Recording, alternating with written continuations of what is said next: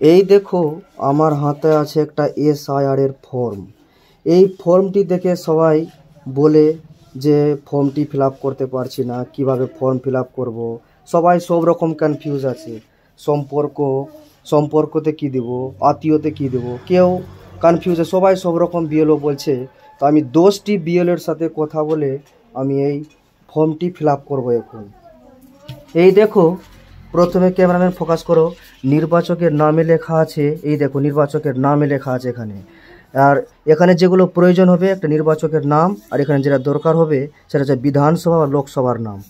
আর এখানে একটা QR code, এটা বিএলও অফিসে যখন জমা নিবে, বিএলওরা বাড়ি বাড়ি আসবে জমা নিতে, তখন এই কিউআর কোডে যখন স্ক্যান করবে, যদি এই স্ক্যানটা যদি না নেই তার মানে ফর্মটি রিসিভ করবে না।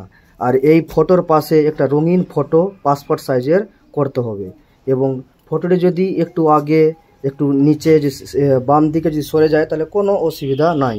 এবার এখানে সবথেকে বেশি কনফিউশন দুটো কথাটা আছে, সেটা হয়েছে যে কালো কালিতে লিখব না নীল কালিতে লিখব।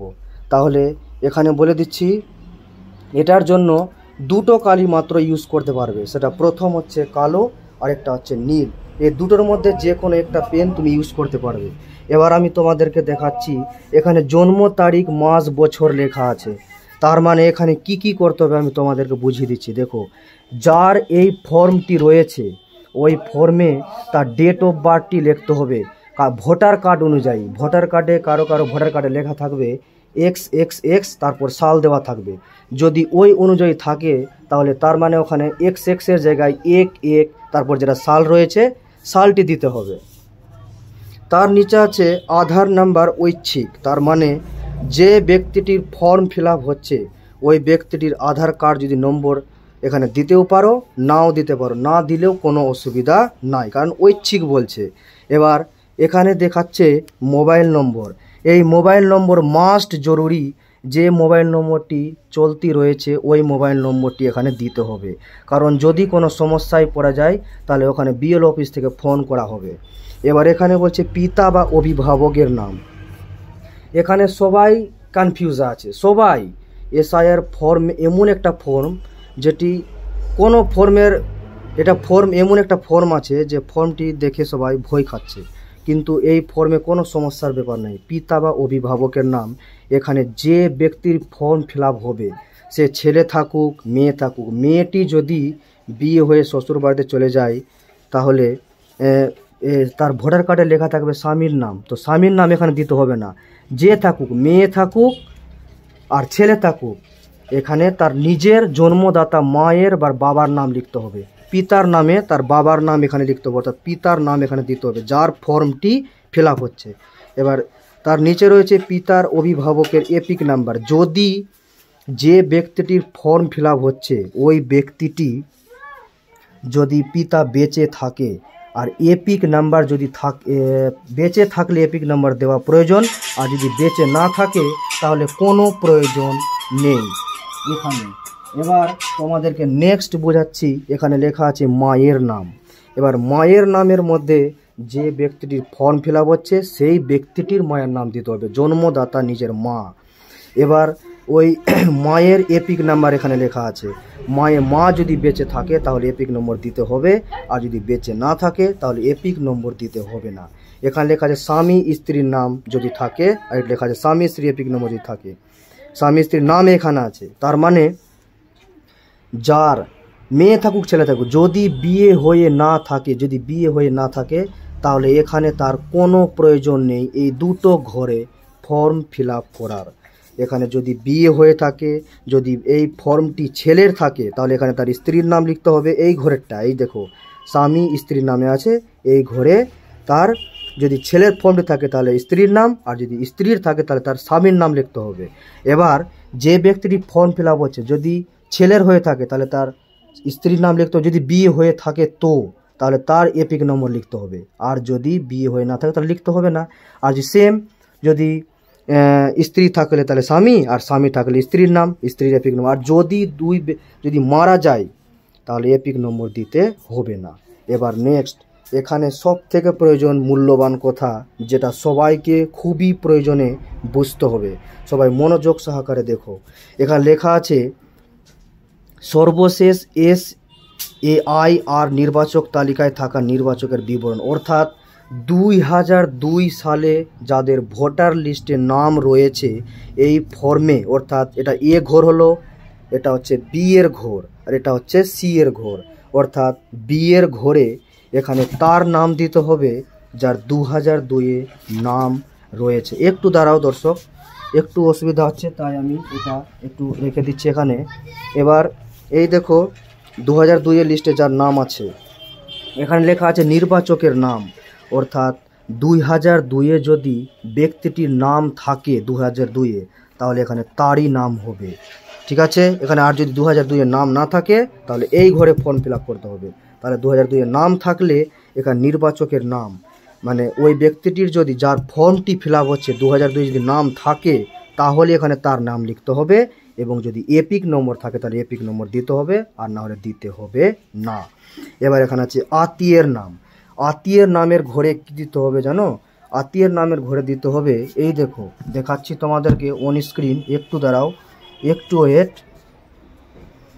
এই দেখো এখানে অন স্ক্রিন আত্মীয়ের নামে লেখা আছে, এই দেখো ধরে নাও যে এখানে লেখা আছে মহাদেব মণ্ডল, তার মানে আত্মীয় সম্পর্কিত ব্যক্তি। এই দেখো মহাদেব মণ্ডল, এই দেখো গিরিধারী মণ্ডল লেখা আছে, এখানে তারই নাম হবে।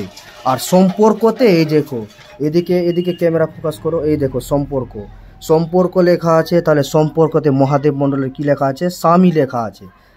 না পিতা লেখা আছে, দেখো পিতা, তাহলে এখানে পিতা দিতে হবে সম্পর্কের ঘরে। এবার বুঝতে পারলা? এবার জেলা, নিজ জেলার নাম দিতে হবে, এখানে রাজ্যের নাম দিতে হবে। আর বিধানসভা ক্ষেত্রের নামের ঘরে দিতে হবে, এই দেখো এখানে সব থেকে বাম দিকে লেখা আছে বিধানসভা নির্বাচক, মানে আমার মানিকচক আছে তার মানে মানিকচক দিয়েছি, এখানে মানিকচক লিখতে হবে। এই দেখো এই ঘরে এখানে লিখতে হবে মানিকচক, মানে এখানে দেখো মানিকচক লেখা আছে তার মানে মানিকচক লিখতে হবে এখানে। এবার এখানে দেখো লেখা আছে অংশ নম্বরের ঘরে লিখতে হবে, এই দেখো 47 লেখা আছে, না সরি অংশ নম্বরের ঘরে দেখো, এই দেখো এদিকে আছে 70, এই দেখো অংশের নম্বর লিখতে হবে 70 লিখতে হবে অংশের নম্বরে। আর বিধানসভার ক্ষেত্রের নামের ঘরে লিখতে হবে, এই দেখো এখানে লেখা আছে মানিকচক। এবার ক্রমিক সংখ্যা, যে ব্যক্তিটির ফর্ম ফিল আপ হচ্ছে, ঠিক আছে, আর ওই ব্যক্তির যদি 2002 সালে নাম হয়ে থাকে তাহলে ক্রমিক সংখ্যা বলতে আমি যে কোনো একজনকে বোঝাচ্ছি। ধরে নেন যে মহাদেব মণ্ডল লেখা আছে, মহাদেব মণ্ডলের ক্রমিক সংখ্যা কত আছে? 93, তার মানে এখানে আমাকে ক্রমিক সংখ্যার ঘরে 93 লিখতে হবে। এবার এটা হয়ে গেছে 2002-এর লিস্টে যাদের নাম রয়েছে। এবার নেক্সট 2002 সালে যাদের লিস্টের নাম নেই, অর্থাৎ কি বলছে?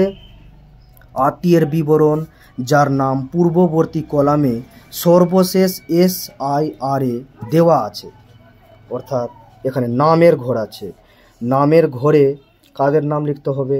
যদি 2002-এ ব্যক্তিটির যার ফর্মটি ফিল আপ হচ্ছে সেই ব্যক্তি যদি 2002 সালে নাম না থাকে তাহলে এখানে তার বাবা বা মা বা তার ঠাকুরদা যার নাম থাকবে 2000 লিস্টে, এখানে তার নাম লিখতে হবে এই ঘরে। এই যে দেখো নাম যে লেখা আছে। এবার তার নিচে লেখা আছে এপিক নম্বর, যার নাম 2002-এ এখানে লেখা আছে তার এপিক নম্বর যদি থাকে, তার মানে বেঁচে যদি থাকে তাহলে এপিক নম্বর দিতে হবে, আর যদি বেঁচে না থাকে তাহলে দিতে হবে না। এবার আত্মীয়ের নাম, এই যে একটু আগে আমি দেখিয়েছি 2002-এ যাদের কি বলছে 2002-এ যাদের নাম নেই, অর্থাৎ 2002-এ যাদের নাম নেই সেখানে আত্মীয়ের নামে ঘরে দিতে হবে। এই যে এখানে উপরে লিখেছো যার নাম, যদি বাবা থাকে তো এখানে তার পিতা, অর্থাৎ তার পিতার নাম যেটা রয়েছে, মানে অন স্ক্রিন তোমাকে দেখাচ্ছি, এই দেখো যেমন লেখা আছে এখানে অল্পনা মণ্ডলের এখানে কি লেখা আছে? স্বামী লেখা আছে, তার মানে স্বামীতে কি আছে? গণেশ মণ্ডল, তার মানে এখানে গণেশ মণ্ডল হবে আত্মীয়ের নামে। আর সম্পর্ক যে আছে, এই সম্পর্কে কি আছে? গণেশ মণ্ডলের স্বামী লেখা, তার মানে এখানে আমার কি লিখতে হবে? আত্মীয়ের ঘরে এখানে মানে তার পিতা লিখতে হবে, পিতা। বুঝতে পারলা? এই ভিডিওটি বুঝতে পারলাম আমি জানি, একটু দাঁড়াও আমি ভালো করে বুঝিয়ে দিচ্ছি। এই দেখো নাম, এটা নামের কথা বলছে না, একটু মিস্টেক হয়ে গেল, ভালো করে বোঝাচ্ছি, ভালো করে বোঝার চেষ্টা করো। এখানে লেখা আছে আত্মীয়ের বিবরণ যার নাম পূর্ববর্তী কলামে সর্বশেষ এসআইআরে দেওয়া আছে। তার মানে 2002-এর ঘরে 2002-এর লিস্টে, ভোটার লিস্টে যাদের নাম নেই তাদের নাম, মানে যদি নামের ঘরে 2002-এর যে ব্যক্তিটির ফর্ম ফিল আপ হয়েছে সেই ব্যক্তির যদি নাম না থাকে 2002-এ, তাহলে সেই ব্যক্তির যদি বাবা বা মা বা তার ঠাকুরদার নাম থাকে তাহলে এখানে ওটাই হবে। যদি এখানে বাবার নাম লেখা হয়, একটা উদাহরণস্বরূপ কারোর নাম লেখা হয়ে গেছে, ধরে নেন লেখা আছে এখানে অসীম মণ্ডল, বাবার নাম হচ্ছে অসীম মণ্ডল, মানে 2002-এর লিস্টের নাম তার আছে। এবার তার এপিক নম্বর, যদি সেই ব্যক্তিটি বেঁচে থাকে তাহলে তার এপিক নম্বর দিতে হবে। এবার আত্মীয়ের নাম মানে অসীম মণ্ডল যেখানে লিখেছি, মানে নামের ঘরে 2002-এ যার নাম আছে, হ্যাঁ একটু দাঁড়াও, একটু ওয়েট, এই যে এখানে লেখা আছে আত্মীয়ের নাম, মানে অসীম মণ্ডলের এখানে বাবার নাম লিখতে হবে, অর্থাৎ এখানে তার বাবার নাম লিখতে হবে যেটা রয়েছে। ধরে নাও লেখা আছে অসীম মণ্ডলের বাবার নাম রমেশ মণ্ডল, তাহলে এখানে লিখে দেবো আমি অসীম মণ্ডল, তার যদি বেঁচে থাকে এপিক নম্বর, আর যদি আত্মীয়ের নামে তার বাবার নাম লিখতে হবে এখানে রমেশ মণ্ডল। এবার সম্পর্কের ঘরে, এবার এর সঙ্গে আর কি সম্পর্ক আছে, এখানে লিখতে হবে পিতার সম্পর্ক, তার মানে এখানে পিতা লিখতে হবে, সম্পর্কের ঘরে পিতা লিখতে হবে। এবার জেলাতে যার জেলা যেটা রয়েছে সেটা জেলা রয়েছে।